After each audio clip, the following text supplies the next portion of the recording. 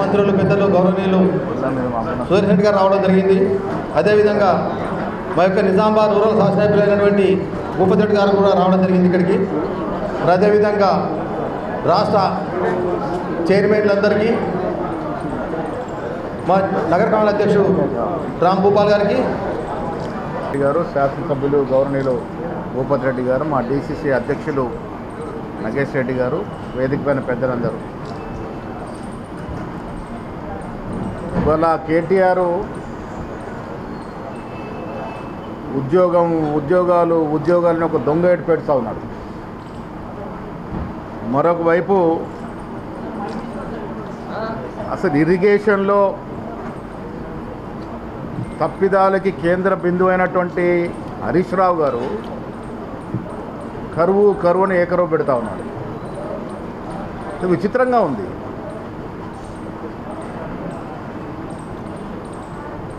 ఎంతోమంది ప్రాణత్యాగం చేస్తే చెల్లించిన సోనియా గాంధీ గారు తెలంగాణ ఇస్తే ఆ తెలంగాణని 10 ఏళ్ల పాటు కేసీఆర్ గారు వారి కుటుంబ సభ్యులు అధోగతి పాలు చేసి, అసలు తెలంగాణ తెచ్చుకుంది ఉద్యోగాల కోసమైతే ఎవ్వరికీ ఉద్యోగాలు ఇవ్వకుండా కేవలం వారి కుటుంబాలు ఉద్యోగాలు పెట్టుకొని 10 ఏళ్ళు కాలయాపన చేశారు.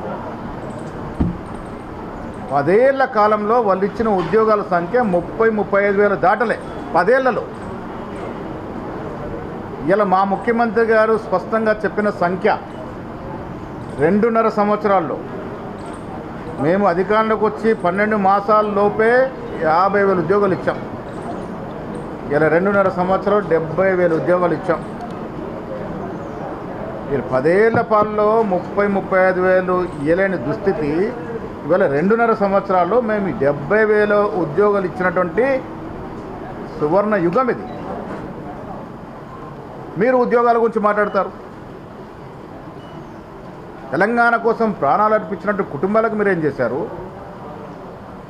నిరుద్యోగులకు ఏం చేశారు? ఇంటర్మీడియట్ పరీక్షలు కూడా సక్రమంగా నిర్వహించలేని దుస్థితి అన్నాడు. నిర్బంధాలు, హౌస్ అరెస్టులు, పోలీసు రాజ్యం మీది రాబందుల పాలన 10 ఏళ్ళు జరిగితే ఇలా ప్రజాపాలన జరుగుతూ ఉంది. ప్రజలు సంతోషంగా ఉన్నారు. హరీష్ రావు గారు, మీరు బాధ్యత లేదా మేడిగడ్డ కుంగిపోవడంలో? పెద్దలు సుదర్శన్ రెడ్డి గారు ఇరిగేషన్ మంత్రిగా చేశారు. ఇవాళ వస్తున్న వాటర్ ఎక్కడిది? నీళ్ళు ఎక్కడి? ఎల్లంపల్లికి వస్తున్న నీరు ఎక్కడిది? అసలు కాళేశ్వరం ప్రాజెక్ట్ నిర్మించిన తర్వాత నీటి చుక్కన వచ్చిందా? కట్టినారు ప్రాజెక్టు, ఎన్నో కలలు చూయించి ఎగదొల్పి 1,00,000 కోట్లకు పైగా కాళేశ్వరం ప్రాజెక్టులో పోసినారు. గోదావరి నీళ్ళలో పోసినట్టే. అన్నీ తానే.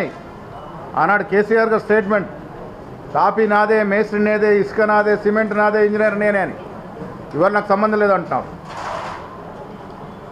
సరైనటువంటి డిజైన్ లేక లోపభూయిష్టమైన డిజైను, కట్టాల్సిన చోట కట్టకుండా కట్టకూడని చోట కట్టి అధిక వ్యయాన్ని దాంట్లో లోనింపజేసి ఇవాళ ప్రజాసత్తును దుర్వినియోగం చేసి మీ ప్రభుత్వ హయాంలో కుంగిపోయింది ప్రాజెక్టు.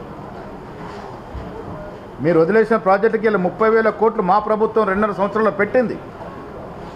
ఇది వాస్తవం. ఆనాడు ఇరిగేషన్ శాఖ మంత్రి హరీష్ రావు గారు, ముఖ్యమంత్రి కేసీఆర్ గారు, మీరు చేసిన నిర్వాక్యం కదా ఈ కూలిపోటాలు కుంగిపోటాలు. ఇలా ఆయన ప్రాజెక్టుల పాట పడుతూ ఉన్నాడు.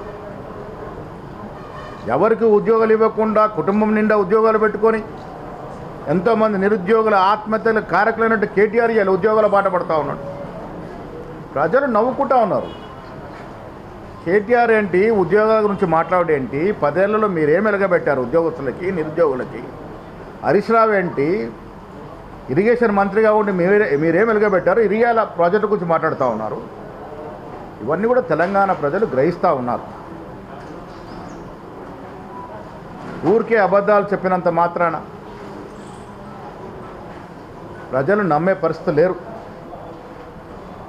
ఇలా కేటీఆర్ పదే చెప్తున్నారు, మాది తప్పైంది, మమ్మల్ని క్షమించండి, అరే మీరు చేసిన తప్పిదాలకి మూల్యం ఎవరు చెల్లించుకోవాలి?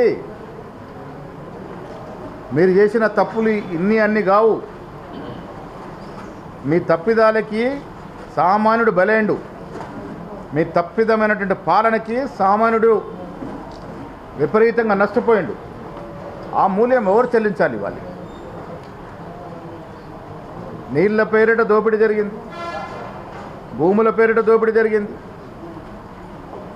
పరిపాలన సక్రమంగా జరగలే, రాష్ట్ర అధినేత ఫామ్ హౌస్కి పరిమితమైనాడు. ఆనాడు అధికారులు యథేచ్ఛగా విచ్చలవిడిగా పాలన చేసినారు. ఇవన్నీ విసిగిపోయిన ప్రజలు మీకు గుణపాఠం చెప్పి మిమ్మల్ని ఇంట్లో కూర్చోబెట్టారు. పార్లమెంట్ ఎన్నికల్లో 0 సీట్లు ఇచ్చారు. ఇవాళ మీటింగ్లు పెట్టి ఓ 4 విద్యార్థులతో మాట్లాడించి ఆ వచ్చిన కాస జనం చూసి మీరేదో ఆశల పల్లికి ఊగుతున్నారు. ప్రజలు మిమ్మల్ని క్షమించే పరిస్థితే లేదు. మీ 10 ఏళ్ల అరాచక పాలన ఇంకా మర్చిపోలే. ఇవాళ కాంగ్రెస్ పార్టీ రేవంత్ రెడ్డి గారి నేతృత్వంలో ఆనాడు వారు పీస్ అధ్యక్షుడిగా అధికారంలోకి వచ్చిన తర్వాత మేము ఇచ్చినట్టు 6 గ్యారంటీల్లో మెజారిటీ అంశాలు పూరించాము. ఇలా ప్రజలు గ్రహిస్తూ ఉన్నారు. సన్నబియ్య కార్యక్రమం ఈ దేశంలో ఒక చరిత్రాత్మక కార్యక్రమం. ధనికుడు తినే సన్నబియ్యాన్ని పేదవాడు రుచిగా ఆస్వాదిస్తూ ఉన్నాడు. ఇందిరమ్మ ఇల్లు నియోజకవర్గానికి 3000 ఇల్లు ఇస్తున్నాం. అర్హత కలిగి ఇల్లు లేని పేదవాడు ఉండకూడదని కాంగ్రెస్ పార్టీ ధ్యేయంగా పెట్టుకుంది. అర్బన్లో ఇల్లు ఇస్తామని పొంగులేటి గారు ప్రకటించినారు. 5 లక్షల చొప్పున లబ్ధిదారులకి డబ్బు ఇచ్చే ప్రతిపాదన చేసినారు. ఉచితంగా కరెంటు వాడుకున్నటువంటి ఇండ్లు 70% పైగా ఉన్నాయి రూరల్ ఏరియాలో. ఇది కాదంటారా? మహిళలు ఉచితంగా స్వేచ్ఛగా బస్సులో తిరుగుతూ ఉన్నారు. ఇది మీరు చూస్తలేరా? రైతు భరోసా రుణమాఫీ ఏకకాలంలో 2 లక్షల చొప్పున 23,000 కోట్ల రూపాయల రుణమాఫీ చేసిన ఘనత కాంగ్రెస్ పార్టీది. విద్య వైద్యం మీద మా ప్రభుత్వం పెడుతున్న ఫోకస్, ఇంటిగ్రేటెడ్ స్కూళ్ళ పేరిట అన్ని వర్గాల వారిని ఒక చెద్ది కింద తీసుకొచ్చి నూతన టెక్నాలజీ శాస్త్ర సంకేతంగా విద్యను ఇస్తున్నటువంటి పరిస్థితులు ఇవాళ ఏ ఇతర రాష్ట్రంలో లేనటువంటి విద్య వైద్యం అందిస్తున్నటువంటి పరిస్థితి. విదేశీ పెట్టుబడులు కేటీఆర్ గారు ఐటీ మంత్రిగా ఉన్నారు. ఏళ్ల మీద లెక్కబెట్టి ఎన్ని తెచ్చారు వాళ్ళు. వారు విదేశీ పర్యటనకు పోయారు. మా ముఖ్యమంత్రి, మా ఐటీ మంత్రి దావోస్కి వెళ్ళి 1,78,000 కోట్ల విదేశీ పెట్టుబడులు తీసుకొచ్చినారు. గ్లోబల్ సమ్మిట్ చేస్తే 5.5 లక్షల కోట్ల పైబడి పెట్టుబడులు వచ్చినాయి. ఎన్ని ఉద్యోగాలు వస్తాయి? మీ హయాంలో ఇలాంటి కార్యక్రమాలు జరిగినాయా? ఇది బేరీ చేసుకోవాల్సిన అవసరం ఉన్నది. వల్ల కేటీఆర్ మాట్లాడినా, హరీష్ రావు మాట్లాడినా మేము ఇలా సిద్ధంగా ఉన్నాం. మీ 10 ఏళ్ల పాలన, మీ 10 ఏళ్ళలో మీరు ఇచ్చిన సంక్షేమము, మీరు ఇచ్చిన అభివృద్ధి, మేము కేవలం 2 సంవత్సరాలు ఇచ్చిన అభివృద్ధి సంక్షేమము మీద చర్చకు సిద్ధంగా ఉన్నాం. ఉద్యోగాలు 70,000 ఇవ్వలేదు అంటాడు. పేపర్ మీద ఉన్నాయి. మీరు ఊరడించి అటుకెక్కించి పోయినటువంటి ఉద్యోగాలను మేమిచ్చాం. సీఎం రిలీఫ్ ఫండ్ చెక్కులు మీరు పెండింగ్ పెడితే మేమిచ్చాం. ఫీ రీఎంబర్స్మెంట్ ఏళ్ల తరబడి మీరు పెండింగ్ పెడితే మేము తీర్చాం. అది 1, 2 కాదు. ప్రజలకు ఇచ్చిన మాట మీద నిలబడి సంక్షేమాన్ని పరిపూర్ణంగా ప్రజలకి ట్రాన్స్ఫర్ చేసే పరిస్థితుల్లో మేము ఉన్నాం. బజార్లో పడి తిరిగి అరాచకమైనటువంటి రాజకీయం చేస్తూ ఉన్నారు. మీరు అబద్ధాలు ఆడుతూ ఉన్నారు. ప్రజలు నమ్మే పరిస్థితులు లేరు. వాళ్ళు ప్రజలకి లబ్ధి చేకూరుతూ ఉంది, సంక్షేమం అంతా ఉంది. మీరు ఏ గ్రామానికి వెళ్ళినా, ఏ పేదవాడిని మీరు టచ్ చేసినా వారికి వస్తున్న సంక్షేమాన్ని వారే వివరిస్తారు. 3,000 ఇల్లు నియోజకవర్గానికి ఇచ్చి ఇంకా ఇస్తామంటున్నాం. ఇల్లు అర్హత కలిగి ఇల్లు లేని పేదవాడు ఉండకూడదని మా ధ్యేయం. మీరు గ్రామాల కోసం తెలియదు. అది ఉచితంగా విద్యుత్ వాడుకున్న కుటుంబాలు 70% పైగా ఉన్నాయి. గ్రామాలకి తెలుస్తుంది మీకు. ఒకవైపు అభివృద్ధి, ఒకవైపు సంక్షేమాన్ని ఇస్తూ ముందుకు పోతూ ఉన్నాం. ఇవాళ మీరు బావబామరుదులు బజార్లో పడి విచ్చలవిడిగా అబద్ధాలు ఆడితే ప్రజలు నమ్మే పరిస్థితి లేరు. మీరేమైనా భ్రమపడి మేము చేసిన అరాచకం మర్చిపోయినారు ఈ ప్రజలు, మేము చేసిన లూటి మర్చిపోయినారు ఈ ప్రజలు అనుకుంటే భ్రమ. ప్రజలు వస్తారు, మీరు వస్తుంటే వస్తారు, కనబడతారు. అంత మాత్రాన ప్రజలు మీ వైపు ఉన్నారని అనుకుంటే భ్రమ. ఈ రాష్ట్రంలో 100% కాంగ్రెస్ పార్టీ పట్ల ప్రజలు సంతోషంగా ఉన్నారు. బీజేపీ నాయకులు మాట్లాడుతూ ఉన్నారు, విడ్డూరం వారు ఉద్యోగాల గురించి మాట్లాడుతూ ఉన్నారు. ప్రజలతో ఎన్నుకోబడిన ఒక నాయకుడు అంటాడు ప్రైవేట్ ఆస్తులు సొత్తును దోచుకోవాలట. ఎవరు నేర్పిరా ఈ దొంగతనాలు? మీరు దొంగలా? మీరేమన్నా ఓట్లు దొంగలించారు, రాజ్యసభ సీటు దొంగలించారు, సర్ పేరిట ఇలా నానా యాగి చేస్తూ బీదవాడి ఓటును దొంగిలించే ప్రయత్నం చేస్తూ ఉన్నారు. మోడీ కాదా సంవత్సరం 2 కోట్ల ఉద్యోగాలు ఇస్తున్నది? ఇలా ఎవరు మెడలు వంచాలి? మనం ఎవరు మెడలు వంచాలి? 2 కోట్ల ఉద్యోగాలు ఎవరు ఇవ్వాలి? వాళ్ళ జిల్లాలో అరవింద్ కానీ మిగతా శాసనకు కానీ జవాబు చెప్పాలి. ఎన్నొచ్చినాయి ఈ జిల్లాకు ఉద్యోగాలు? ఏ ఒక్క పౌరుడి ఖాతాలోనైనా 15 లక్షలు పడ్డాయా? 100కు పైగా ఇలా పెట్రోల్ డీజిల్ పెడతలేమా మనము? ఎవరు నిర్వాహకం ఇది? 12.5 ఏళ్ళ మోడీ పాలన ఎవరు లబ్ధి పొందారు? ఎవరు బాగుపడ్డారు? ఏ వర్గం బాగుపడ్డది? పేదవాడు సామాన్యుడు ఎవరైనా బాగుపడ్డా?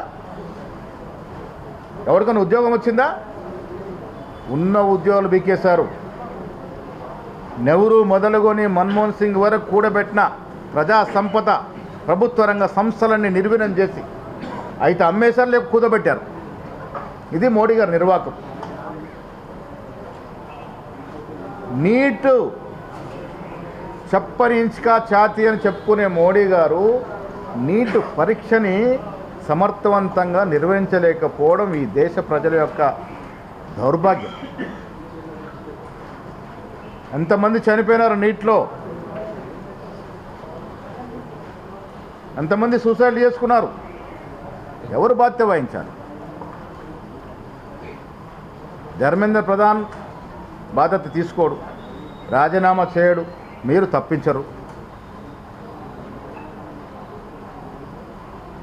ఇవాళ నిన్న ఢిల్లీలో చూడండి, న్యాయం కావాలి అని నీటి పరీక్ష లోపభూయిష్టంగా నిర్వహించినారని, పదుల సంఖ్యలో సూసైడ్లు చేసుకున్నారని, వారికి నష్టపరిహారం ఇవ్వాలని డిమాండ్ చేస్తే ఆడ మగ భేదం లేకుండా విచ్చలవిడిగా లాఠీ చార్జ్, వాటర్ కెనాన్స్, బాష్పవాయువులు. ప్రజాస్వామ్య దేశంలో ఉన్నామా? ఎక్కడ ఉన్నాం మనం? విద్యార్థుల మీద మీరు చూపినటువంటి పోలీసు బలం దేనికి నిదర్శనం? ఇది నియంత పాలనలో ఉన్నాము మనం.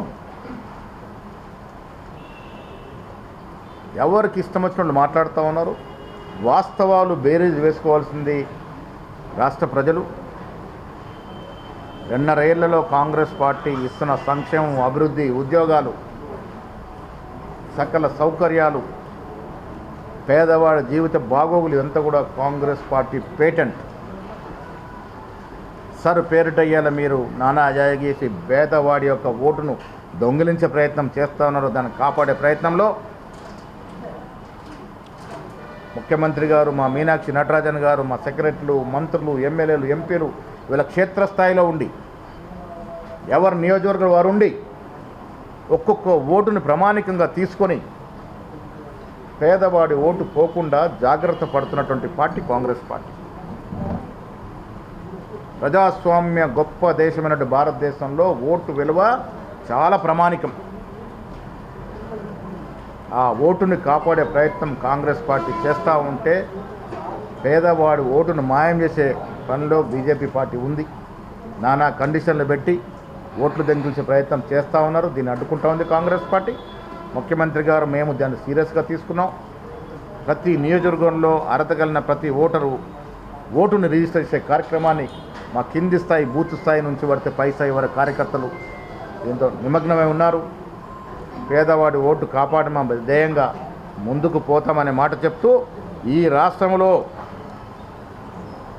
ఖర్గే రాహుల్ గాంధీ గారి ఆశీర్వాదంతో రేవంత్ రెడ్డి గారి ప్రభుత్వం ప్రజలు ఆశించిన మేరకు అభివృద్ధిని సంక్షేమాన్ని ఇస్తూ ఉంది.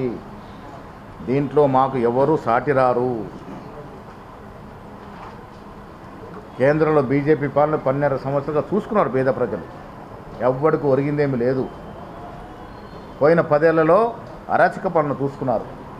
ప్రజలు రెండింటిని బేరీజు వేసుకుంటారు. కాంగ్రెస్ పార్టీ ప్రజల పార్టీ, పేద ప్రజల పార్టీ, పేద ప్రజల కోసం పనిచేస్తుంది. ధన్యవాదములు. ఇప్పుడు సుదర్శన్ రెడ్డి గారు వారి యొక్క మిత్రుడు భూపతి రెడ్డి గారు, డీసీసీ ప్రెసిడెంట్ గారు, చైర్మన్లకు, వచ్చిన సోదరులకు అందరికీ నమస్కారం. నిన్న మన ప్రజలు వర్షాలు లేక ఇబ్బంది పడుతూ ఉంటున్నారు. ఎక్కడైతే సైంటిస్టులు కానీ వర్షాలు ఏ విధంగా ఉంటాయో ఓ ప్రజెంటేషన్ చేసిన తర్వాత మన ముఖ్యమంత్రి రేవంత్ రెడ్డి గారు క్యాబినెట్లో డిసిషన్ తీసుకొని రైతులకు, అధికారులకు వాస్తవాలు సూచనలు ఇవ్వండి అన్న వారి ఆలోచన మేరకు నిన్న ప్రెసిడెంట్ గారు మేమందరం 5 ఎమ్మెల్యేస్ని కలిసి రైతులకు మీటింగ్ పెట్టి చెప్పడం జరిగింది. అదేవిధంగా ప్రెసిడెంట్ గారు చెప్పారు, గతంలో నాకు తెలిసినంత మటుకు నేను కూడా 69లో నన్ను కూడా అరెస్ట్ చేశారు తెలంగాణ కొరకు. నన్ను వాడు కాంతారావు అందరు ఉంటే దేని కొరకు? తెలంగాణ కావాలని. అటువంటి ఆలోచనలు చాలా సంవత్సరాల నుంచి మనందరూ ఆవేదనలు, బాధలు విన్న తర్వాత సోనియా గాంధీ గారు ఆంధ్రలో సీటు రావని చెప్పినా అవన్నీ పక్కన పెట్టేసి తెలంగాణ ప్రజలు ఇన్ని సంవత్సరాల నుంచి విద్యార్థులు, రైతులు బాగుపడాలన్న ఉద్దేశంతో తెలంగాణ ఇచ్చడం జరిగింది. ఎన్ని సమస్యలు వచ్చినా ఇచ్చిన తర్వాత నేనేమో పొడిచినా అని కేసీఆర్ అందరినీ ఉద్యమకారుల దగ్గర పెట్టుకొని చేసిన తర్వాత ఆయన చేసినా చేయకుండా ఒక డిసిషన్ తీసుకున్న కాంగ్రెస్ పార్టీ. అటువంటి వాళ్ళు డిసిషన్ తీసుకున్నా ఇక్కడ కేసీఆర్ని చేస్తున్నారు. ఇవ్వలే ప్రజలు, విద్యార్థులు, రైతులు, ఇండస్ట్రీస్ని కాపాడుకోవాలా, మన తెలంగాణ మనకు వస్తే బాగుంటుందన్న ఉద్దేశంతో ఇచ్చడం జరిగింది. దాన్ని నేను పొడిచినా అని కేసీఆర్ గారు మరి నేను బంగారు తెలంగాణ అని చెప్పాడు. మేము మానవత్వం ఉన్నవాళ్ళం. సరే అంగస్ట్రైక్ ఉన్నాడు. ఉన్నప్పుడు ఖమ్మం నుంచి షిఫ్ట్ చేస్తే కేసీఆర్కి ఏం కాదు కాపాడునమని నేను డాక్టర్కు ఆదేశాలు ఇచ్చడం జరిగింది. అది వాళ్ళటువంటి వాళ్ళు అయితే వాడిని బొడ్డుగా విసుకైన పీడపోతుంది అంటుంది. కాంగ్రెస్ పార్టీ మా తత్వాలు ఆ విధంగా లేవు. ముందు నుంచి పోనీయకుంటే ఎప్పుడు చెప్పలే, కానీ ఇప్పుడు చెప్తా ఉన్నాను. ఎప్పుడు చెప్పలే నేను. ఎందుకు? మీరు చేసిన దౌర్జన్యాలు చాలక ఇంకా పనికిరాని పనులు చెప్తా ఉన్నారు కాబట్టి చెప్తా ఉన్నాను. కాపాడం. మీరు ప్రాజెక్టుల పేరు మీద ఎటువంటి ప్రాజెక్టులు కట్టారు? దయచేసి ప్రెస్ వాళ్ళు కూడా ఇరండి. మేము కేవలము 200-250 కోట్లతో 2 లిఫ్ట్ ఇరిగేషన్ పెట్టి 1,00,000 ఎకరాలకు నీళ్ళు ఇస్తున్నామా లేదా? 20 సంవత్సరాల నుంచి ఎక్కడైనా ప్రాబ్లం ఉందా? లేదు. అదే ఈ దరిద్రులు ప్రాణాయిత చేవెళ్ళ 900 కోట్లలో 20 కిలోమీటర్లు పెద్ద టనల్ చేశాం, మోటార్లు పెట్టాం. అక్కడి నుంచి మంచిప్ప వరకు 9 కిలోమీటర్ల టనల్ చేశాం 800 కోట్లతో. చేసిన తర్వాత దాన్ని గ్రావిటీతో సిరికొండ వరకు పోవాలి నీళ్ళు. మా ఆలోచన గ్రావిటీతో పోతే అంకాపూర్ వాళ్ళు అన్నారు ఒకసారి సీసీ లైన్ చేస్తూ ఉంటే ఒకటేసారి వచ్చి సీసీ లైన్ వద్దు సార్ ఎందుకయ్యా అన్న. మాకు చెరువులు లేవు, కేవలం గ్రౌండ్ వాటర్ పైనే మేము పంటలు వేసుకుంటాం కాబట్టి మీరు సీసీలు చేస్తే గ్రౌండ్ వాటర్ తగ్గుతుంది, మీరు దయచేసి దయచేసి అవసరం లేదు, క్యాన్సిల్ చేస్తాను క్యాన్సిల్ చేస్తాం. అది మా ప్రవర్తన. రైతులను దృష్టిలో పెట్టుకొని మేము ఆ విధంగా చేశాం.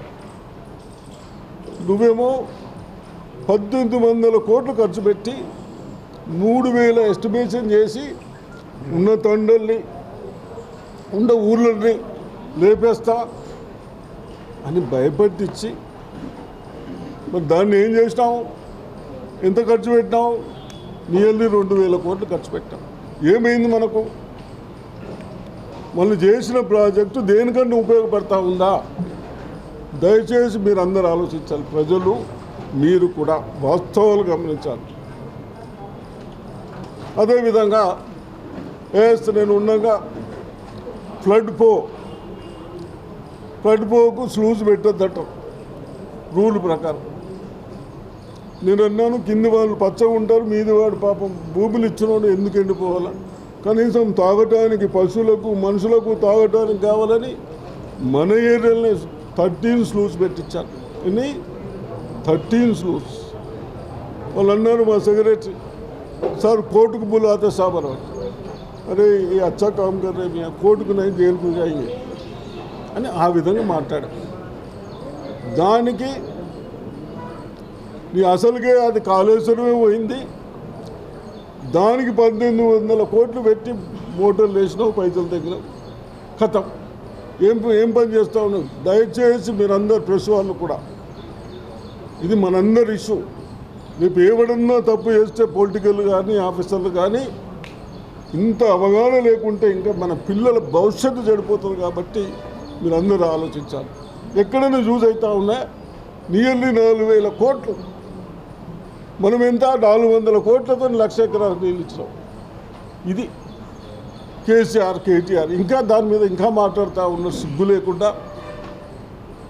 ఇదంతా చూస్తూ ఉంటే కనీసం ఇన్ని లక్షల 8,30,30,000 కోట్లేమో ఏం చేశావు? ఎక్కడ డెవలప్మెంట్ అయింది తెలంగాణకు? దయచేసి ప్రెస్ వాళ్ళు ప్రజల దృష్టికి తీసుకెళ్ళాలని నేను కోరుతా ఉన్నాను. ఎక్కడ మన డిస్టిక్లే 10 సంవత్సరాలు ఈ కలెక్టర్ ఆఫీస్ మంచిగా ఉన్నది తీసుకొచ్చి కూలగొట్టి ఇక్కడ కట్టండి. ఇప్పుడు అదేంటి బిత్తిరి బిల్డింగ్, ఏం బిల్డింగ్? బిత్తిరి బిల్డింగ్ కట్టాడు. కళాభవన్ వాడు నాటకాలు వేయాలన్నాడు. ఈడ తినదనుకు లేదట కళాభవన్ అట. అన్నీ మంచిగా ఉన్నప్పుడు కళాకారులు ఉంటారు. ఇట్లా కట్టి వాళ్ళు వేసాడు. కాబట్టి ఇవన్నీ అక్కడ మార్కెట్ కట్టినాం, వెజిటేబుల్ మార్కెట్, దాన్ని కూడా అట్లనే వదిలేశారు. చెప్పాము ఇప్పుడు పిసిసి ప్రెసిడెంట్ గారు మేము అది 1,00,000 కోటి 20-30 లక్షలు అవుతున్నది కంప్లీట్ చేయమని చెప్పడం జరిగింది. మా ఆలోచన ఆ విధంగా. ఒకసారి చూసిన తర్వాత నాకు బాధ అనిపించింది. ఎందుకు చిన్న వాళ్ళకు సౌకర్యాలు ఉండాలని ఇమ్మీడియట్ చేయమని చెప్పడం జరుగుతూ ఉంది. ఇవి అదేవిధంగా స్కూల్స్ ఇప్పుడు మరి రిజల్ట్స్ వస్తున్నాయి. 10 ఏళ్ళు నువ్వు బంగారు తెలంగాణ చూపించడం రిజల్ట్స్ ఎందుకు రాలే? ఎక్కడ రిజల్ట్స్ లేవు, స్కూళ్ళల్లో డెవలప్మెంట్ లేదు, కనీసం టాయిలెట్స్ లేవు. ఇప్పుడు మన పిల్లలు ఎస్సీ ఎస్టీ బీసీ అందరిని ఒక దగ్గర వేసి కలిసి ఉండాలి అన్న ఉద్దేశంతో మనం యంగ్ ఇండియా స్కూల్ పెడతా ఉన్నాం. మన డిస్టిక్లో 3 శాంక్షన్ ఇచ్చాం. పిసిసి గారు మేము భూపతి రెడ్డి గారు సీఎం గారికి అడిగిన తర్వాత బోధన్, రూరల్ ఒకటి, ఆర్మూర్ ఒకటి అవి కూడా స్టార్ట్ చేస్తున్నాం. రేపు ఈఎన్సీని రమ్మన్నా ఆ వర్క్ కూడా స్టార్ట్ చేసి తొందరలో కంప్లీట్ చేస్తాడు. ఎంత ఒక్కొక్కటి 200 కోట్లు. ఎందుకు ఒకటి చాలనుకుంటే లేం కదా.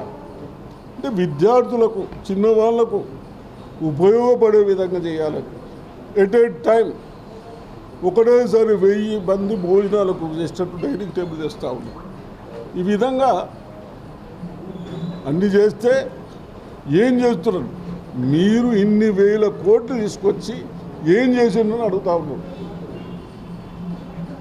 దయచేసి ప్రెస్ వాళ్ళు కూడా నేను ఎల్డర్గా చెప్తా ఉన్నాను, బాధగా అనిపిస్తున్నది. వాళ్ళు దొంగతనాలు చేసి ఇంకా ప్రజలకు వచ్చి చేసింది సరిపోకుండా దొయ్యతందుకు ఏం లేదురా బాబు, ఇప్పుడు వచ్చినా కానీ దొయ్యతందుకు ఏం లేవు, అన్ని కథ చేసిపోయారు. కాబట్టి తప్పనిసరిగా ప్రజలు, ఎడ్యుకేటర్స్ అందరు బాగా ఆలోచించి నిర్ణయాలు తీసుకోవాలి.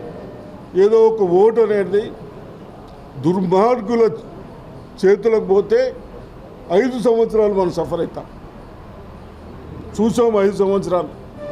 ఇప్పుడు ప్రెసిడెంట్ గారు అన్నప్పుడు బీదవాడు 5 లక్షలు ఇచ్చి ఇల్లు కట్టిస్తున్నాం. ఎవరన్నా ఒక రూపాయి అడుగుతున్నారా? మా వాళ్ళు ఇవ్వగానే 50,000 ఆఫీసర్లు అడుగుతలేరు, నాయకులు అడుగుతలేరు. షాదీ ముబారక్ కళ్యాణ లక్ష్మి 5,000 తీసుకుంటారు కదా, అడుగుతున్నారా మా వాళ్ళు? మరి మా వాళ్ళు కూడా మనుషులే కదా బాపు. ఇది మా డిసిప్లిన్, మాది మా కార్యకర్త. మీరేమో దోసుకొని మాకు కావాలిగా అయింది. అవి మనం బళ్ళని పోతుల్ని వేస్తాం చూడు, ఎనిపోతుంది ఆడ తినేసి రాయింది మాకు కావాలి అయింది అన్నట్టు. ఇప్పుడు వాళ్ళని గట్టడే వాళ్ళందరినీ ఏడంటాడో తినమన్నారు, వీడికి కావాలిగా అనుకున్నాడు. వచ్చినప్పుడల్లా జయ జయ అంటే చాలు. ఇది వాళ్ళ సంస్కృతి.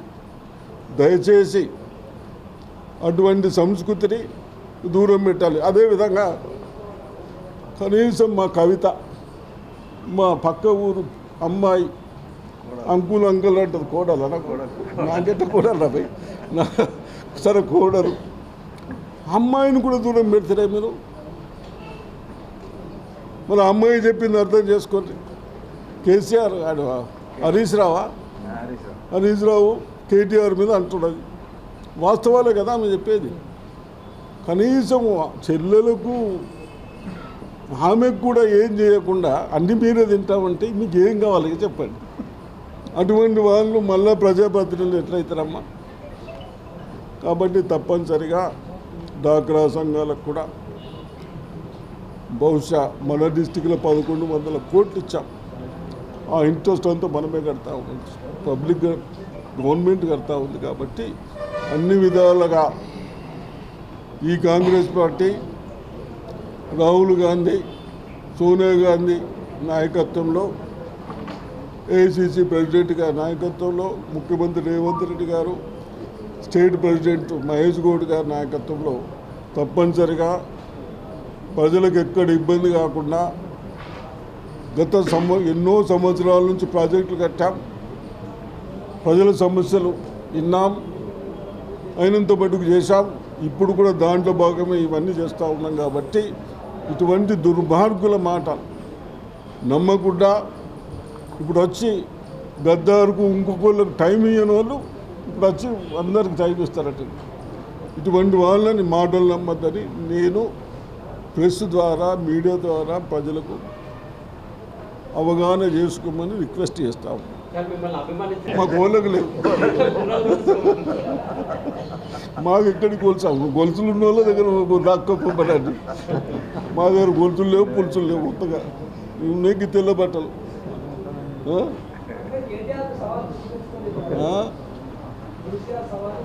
ఎస్ రెడీ ఉన్నాము. ఎక్కడంటే అక్కడ చర్చకు సిద్ధం. మా ముఖ్యమంత్రి చెప్పిన ఫిగరు స్పష్టత లెక్కలతో సహా ఉంది. మేము ఇచ్చిన ఉద్యోగాలు మీరు 10 ఏళ్ళు ఇచ్చిన దానికన్నా మేము 2 ఏళ్ళు ఇచ్చింది రెట్టింపుగా ఉంది, మీకన్నా రెట్టింపుగా ఉంది. బరాబర్ దానికి కట్టుబడి ఉంటాం.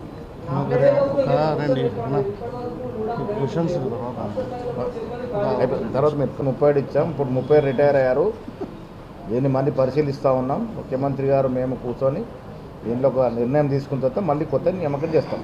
ఇప్పుడు ఒకటి కావాలంటే ఇస్తాం సార్. భూపతి రెడ్డి గారు ఇప్పుడు ముఖ్యంగా మా పిసిసి అధ్యక్షుడు మహేష్ అన్న గారికి, మా గవర్నమెంట్ అడ్వైజర్ సురేష్ రెడ్డి గారికి, డిసిసి అధ్యక్షులకు, గౌరవ సీనియర్ కాంగ్రెస్ నాయకులు అందరూ కూడా ఎక్కువ టైం తీసుకోండి, ఎందుకంటే పెద్దవాళ్ళు మాట్లాడినారు ఆల్రెడీ చాలా కవర్ చేసారు కాబట్టి ముఖ్యంగా మన జిల్లా ఇష్యూ నేను మాట్లాడుతున్నాను.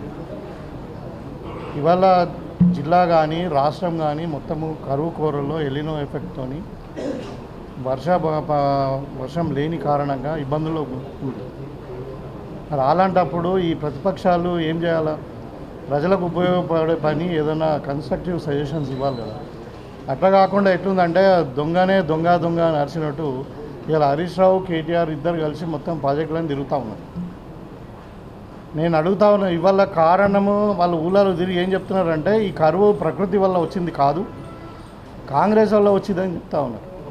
అది ఎంత దుర్మార్గం అంటే ఇవాళ నేను అడుగుతా ఉన్నా, ఈ కరువు నిజంగానే ప్రకృతి వల్ల వచ్చింది కాదు, ఇది టీఆర్ఎస్ వల్లనే వచ్చిందని నేను అంటా ఉన్నాను.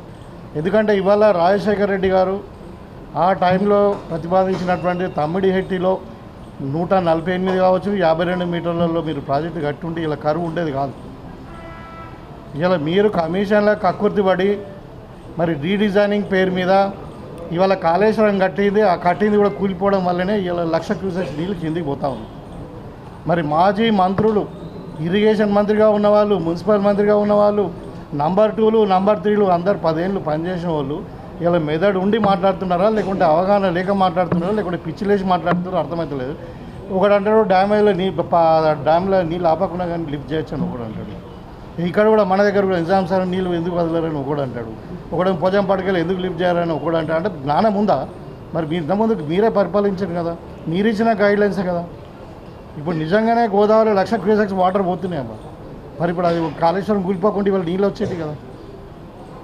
వాళ్ళు అంటారు అక్కడ ఆపద్దు అంటారు. ఇలా డ్యామ్ సేఫ్టీ అథారిటీ వాళ్ళు ఎట్లుందంటే మీకు కొంచెం ఒక్క 2 నిమిషాలు చెప్తా.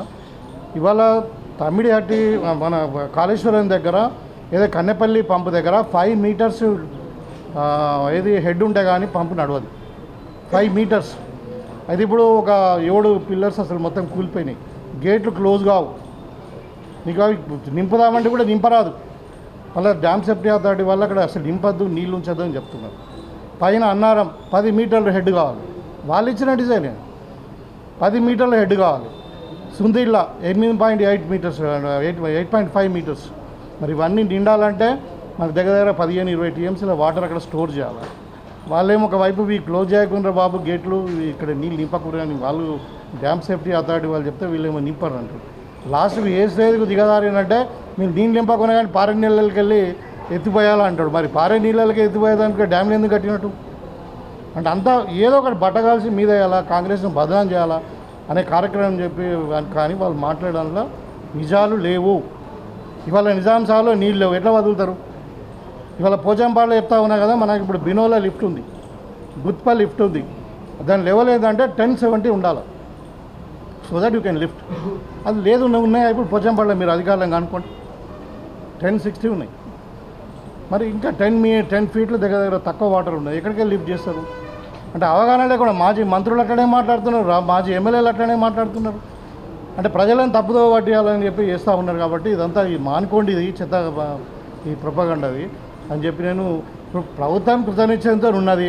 మీకు తెలుసు మొన్ననే ఎమర్జెన్సీగా ముఖ్యమంత్రి గారు ఒక మీటింగ్ పెట్టి కరువును ఎట్లా ఎదుర్కోవాలా, ఒక్కొక్క జిల్లాకు ఒక స్పెషల్ ఆఫీసర్ని పెట్టారు. ఇప్పుడు మన జిల్లాకు యోగితరాణి గారిని పెట్టారు, సీనియర్ ఐఏఎస్ ఆఫీసర్ను. మన నిన్ననే రివ్యూ జరిగింది. మనం ఆల్టర్నేటివ్ పంటలు ఎట్లా వేయాలా, రైతులను ఎట్లా కాపాడుకోవాలా, తాగడానికి నీళ్ళు ఏ విధంగా మనం ఇవ్వాలా, ప్రజలకు కావాల్సిన ఈ కరువు నుండి ఎట్లా మన రాష్ట్రాన్ని మన జిల్లాను బయటకు నెట్టాలా, మరి ప్రజలకు ఇబ్బంది కాకుండా అని మేము ప్రయత్నం చేస్తూ ఉంటే పూటకొకటి ఏదో ఒకటి మాట్లాడుతున్నారు. అది బీజేపీ వాళ్ళు అయితే వాళ్ళు అసలు అది భారతీయ జూటా పార్టీ అంటే 100% భారతీయ జూటా పార్టీ. అది నీట్ ఎగ్జామ్ సరిగా కండక్ట్ చేయలేని వేదాలు ఇప్పుడు వాళ్ళు మాట్లాడుతూ ఉన్నారు. ఇప్పుడు స్టూడెంట్స్ని ఏం చేస్తూ ఉన్నారు చూడండి మీరు ఢిల్లీలో ఏం చేస్తున్నారు, వాళ్ళు ఏం అడుగుతున్నారు, వాళ్ళ రైట్ని అడుగుతున్నారు. నీట్ సరిగా జరగలేదా అంటే వాళ్ళ మీద అరెస్టులు, వాళ్ళ మీద టీయర్ గ్యాస్లు. ఒక ధర్మేంద్ర ప్రధాన్ రిజైన్ చేయమనంటే ఇంత తతంగమా? గతంలో నల్ల చట్టాలు కూడా రైతుల మీద నల్ల చట్టాలు తెచ్చి ఇట్లనే చేసి మంది పానాలు మొత్తం 6,000 మంది రైతుల పానాలు తిన్నారు. ఇవాళ కూడా ఇదే అంటలే. ఇలా రామ మందిరం పైసలు తినేస్తున్నారు. రామ మందిరం కట్టినామని చెప్పి దాని పైసలు తినేస్తున్నారు. పిఎం కేర్లో పైసలు అప్పుడు కరోనా పేరు మీద అప్పుడు పైసలు తిన్నారు. కుంభమేళాలు అట్టనే స్కామ్ జరిగింది. ఇలా వాళ్ళు మాట్లాడుతున్నారు దేశభక్తి గురించి, రామభక్తి గురించి. అంటే మీరు గమనించాలి, మీరు పత్రికా విలేకరులు ఎవడేం మాట్లాడుతున్నాడు. ఒకడు అంటాడు గొలుసులు గుంజుకోమంటాడు, ఒకడేమో సీఎంను కూడా మర్యాద లేకుండా వాడు వీడికి పుట్టాడు అంటాడు. గదేనా కల్చర్ మీ బీజేపీ నేర్పించింది? అంటే మేము మాట్లాడలేదా? మా వాళ్ళు మా పిల్లలకి చెప్తే ఇక మీకంటే ఎక్కువ బూతులు మాట్లాడతారు. అది పద్ధతి కాదు. ఒకటి మనం ప్రజలతో ఎన్నుకోబడ్డాము, ఒక సిస్టమ్ ఉండాలి కదా. మరీ కల్చర్ లేకుండా అయింది. డెఫినెట్గా మేము తీవ్రంగా ఖండిస్తున్నాము, ఆ లాంగ్వేజ్ని ఖండిస్తున్నాము. అది కాదు, మీరు చేయండి, ఏదైనా చేతనైతే చేయండి. ఏం చేస్తున్నారు మీరు? ఏం చేసినారు చెప్పండి. 12 ఏళ్ళలో నిజామాబాద్కి ఏం తెచ్చినారో చెప్పండి. కాబట్టి ఇలాంటివి నేను చెప్తా ఉన్నాను తీవ్రంగా. ఇంకా ఈ విధంగానే మాట్లాడితే మాత్రం మేము చెప్తాం, ఇక మా యూత్ కాంగ్రెస్ వాళ్ళకి చెప్తాం, ఇవాళ అమ్మలక్కలు పోతారు చెప్తున్నాం. మళ్ళీ అంటే ఓడి ఏం చేస్తారో చూస్తాం. మరి మంచిగా అంటే మర్యాద చేయండి, మర్యాద ఇచ్చి మాట్లాడండి. మీరేం చేస్తే చెప్పుకోండి. అది శాత కాదు, తెలుగు లేకుండా ఆడ నీళ్ళు లేదు లిఫ్ట్ చేయండి, ఎందుకు లిఫ్ట్ చేస్తారని ఒకటి మాట్లాడతారు. అడగండి, అది తెలియకుండా అధికారులను అడగండి. మీ జనరేషన్ అడిగినా చెప్తారు, మీకు నాలెడ్జ్ ఉంటుంది. అంటే ఈ విధమైన వేయడం వల్ల గవర్నమెంట్ ఒకసారి సిన్సియర్గా పనిచేస్తూ ఉంది. ఇవాళ మనము మన జిల్లాను కరువు నుండి ఎట్లా బయటకు వెళ్ళాలో, తాగునీరు సమస్య ఎట్లా తీర్చాలా, రైతులకు ఆల్టర్నేటివ్ విత్తనాలు ఎట్లా ఇవ్వాలా, మన పంటలను ఎట్లా మార్పిడి చేసుకోవాలో వాళ్ళకి మనం అవగాహన కల్పిస్తూ ఉంటే ఒకవైపు మొత్తం జిల్లా యంత్రాంగం పనిచేస్తూ ఉంది. ఇంకొకటి చిన్న సర్వ్ విషయంలో కూడా జిల్లాలో బాగా నడుస్తుంది నాకున్న సమాచారం మేరకు. స్పెషల్లీ నిజామాబాద్ రూరల్లో 293 బూతులలో దగ్గర అన్ని బూతులలో 95% అయిపోయింది. అందులో ఒక 100 బూతులు 100% అయిపోయినాయి ఇవాళ మార్నింగ్ ఉన్న సమాచారం. సో మేము టార్గెట్ ఏం పెట్టుకున్నామంటే 25వ తారీఖు నాడు 24 వరకే టార్గెట్ పెట్టుకున్నాం. ఎలక్షన్ కమిషన్ సరే హైదరాబాద్ దృష్టిలో పెట్టుకొని ఇంకా దేన్నో దృష్టిలో పెట్టుకొని టైం పెంచి ఉండొచ్చు. కానీ మా దగ్గర మాత్రం ఆల్మోస్ట్ ఇప్పుడు నీకు 100 ఏమంటారు బూతులు మొత్తం కూడా అయిపోయినాయి. మొత్తం 100% అయిపోయినాయి. ఇంకా మిగతా కూడా 3-4 రోజులు అయిపోతాయి. సో దీంట్లో కూడా ఇంకా అది ఇక మళ్ళీ ఈ అంటే ఓటు దొంగతనం మళ్ళీ ఇంక్లూడ్ చేయడము. ఇప్పుడు ప్రాబ్లం కూడా 95% అయినా కూడా 5% దగ్గర ప్రాబ్లం ఎక్కడుందంటే మేము ఫేస్ ఏంటంటే షిఫ్టింగ్ ఓటర్స్. చాలామంది హైదరాబాద్ షిఫ్ట్ అయినారు, చాలామంది నిజామాబాద్ షిఫ్ట్ అయినారు. వాళ్ళు ఆలోచించుకుంటారు అక్కడ ఉండాలి ఇక్కడ ఉండాలి.